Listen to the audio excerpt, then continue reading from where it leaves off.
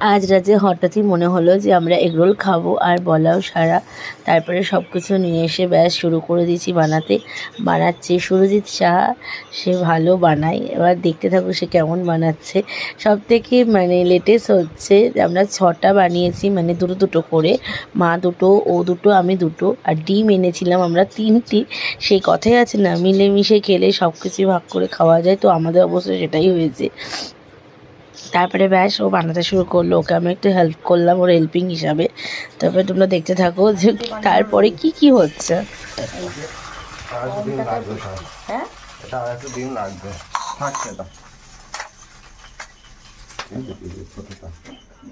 ছটাকে 3টে ডিম দিয়ে ভাগ করে খাওয়াচ্ছে।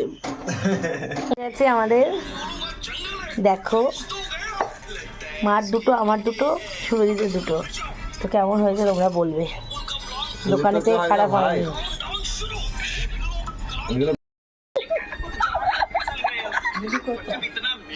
3টে রোল, 3টে ডিম, 6টা রোল হয়েছে। ভালো, দারুণ শেফ।